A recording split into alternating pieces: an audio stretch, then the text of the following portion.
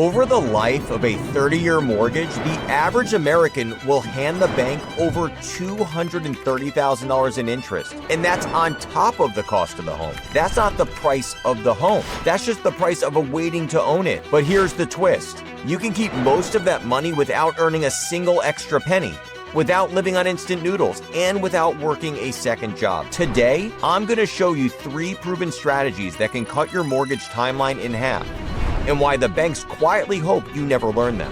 The first one is so simple, you could set it up in 15 minutes. The second uses money you already get, but probably waste. And the third, done right, it can save you 6 figures without increasing your monthly payment.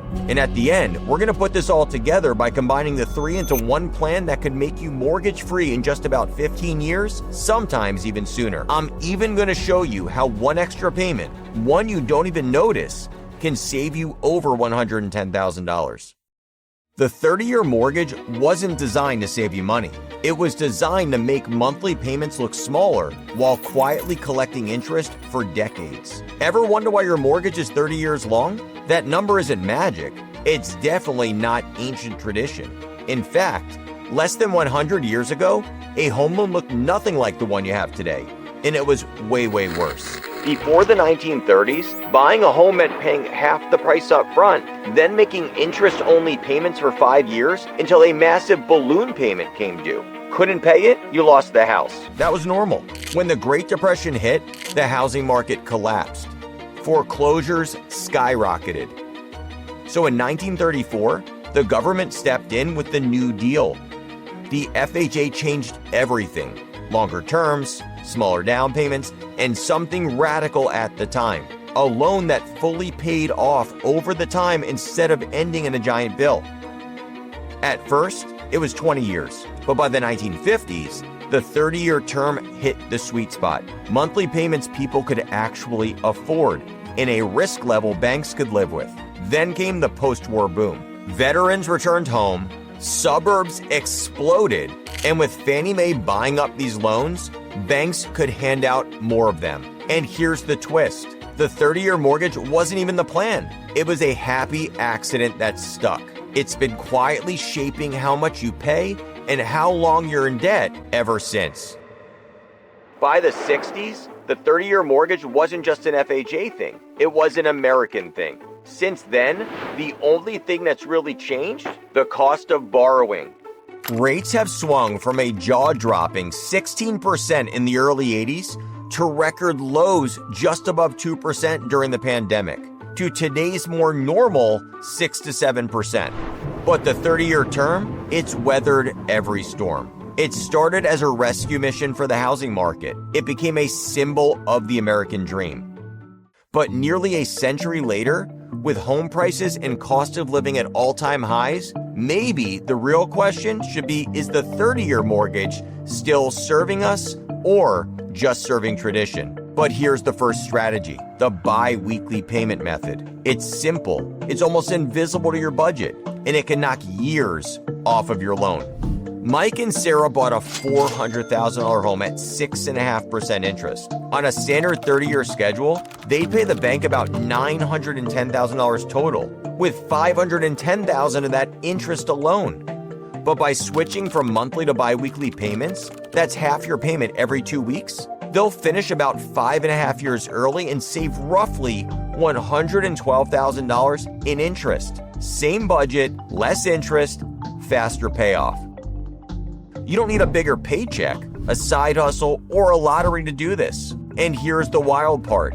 You're not actually paying more per month. You're just sneaking in an extra payment each year because 26 half payments equal 13 full payments instead of 12. Some lenders let you set this up for free. If yours doesn't or tries to charge you a fee, just do it yourself with automatic transfers from your checking account every 2 weeks. The math will work the same.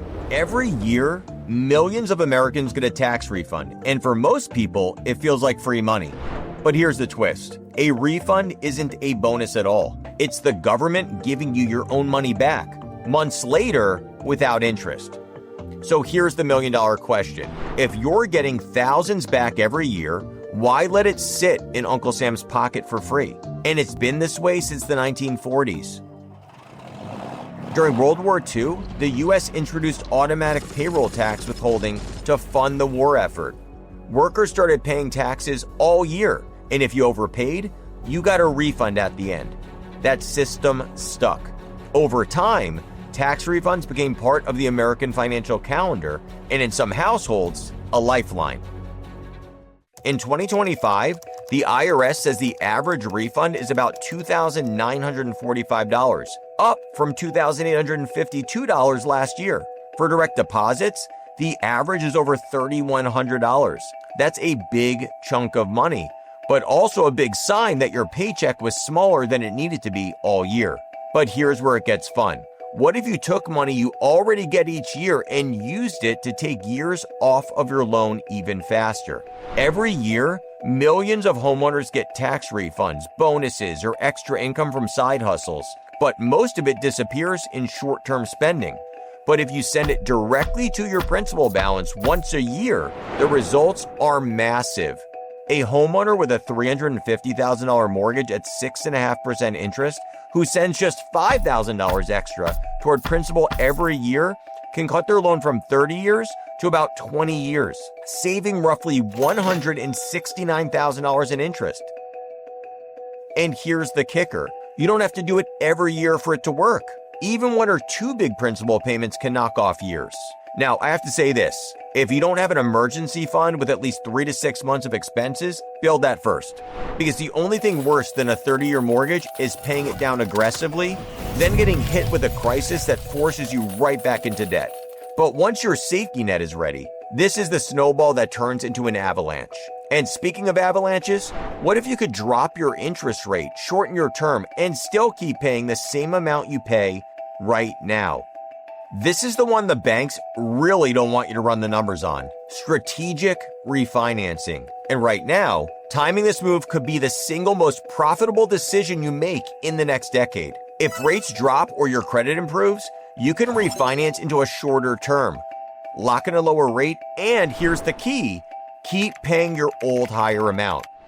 Say you owe $400,000 at 6.5%. You refinance into a 30-year loan at 5% and keep paying your old 6.5% payment. Instead of finishing in 30 years, you're done in about 21 and a half years, and you save roughly $255,000 in interest compared to doing nothing. Refinancing isn't free, there are closing costs, and you need to calculate the break-even point. If it will take you 7 years to make back the cost of the refi and you're moving in 5, skip it. But when the numbers work, this is like switching to turbo mode on your mortgage payoff. Here's the part nobody talks about. You don't have to choose between these strategies. You can stack them. It's like turning your mortgage into a sprint instead of a marathon. And you get to decide where the finish line is. The real magic happens when you combine all 3 strategies. Biweekly payments, 1 lump sum a year, and a smart refinance when the time is right can turn a 30-year mortgage into a 15-year payoff. We had a client who did this. They bought in their late 30s, paid it off before 50. Now, no mortgage, college tuition for the kids already covered, and every former mortgage dollar now goes into retirement and investments. Her poodle is the new baby in the home. Now, some will tell you, don't pay off your low-interest debt, invest the difference instead. And yes, if you put $500 a month into the S&P 500 over 15 years, historically, you might beat the savings from a 3% mortgage. But here's the thing. The stock market doesn't guarantee freedom. Owning your home does. Because at the end of the day, this isn't about numbers on a spreadsheet. It's about getting your life back sooner. And freedom is worth more than any percentage on a spreadsheet. Which is why, for the right person, this isn't just a numbers game. It's a lifestyle change that starts paying dividends the moment you make the last payment. The sooner you own your home, the sooner you own your life. Watch my full refi guide next. I'll show exactly when to pull the trigger and when to walk away. Don't just buy a house, own it for real.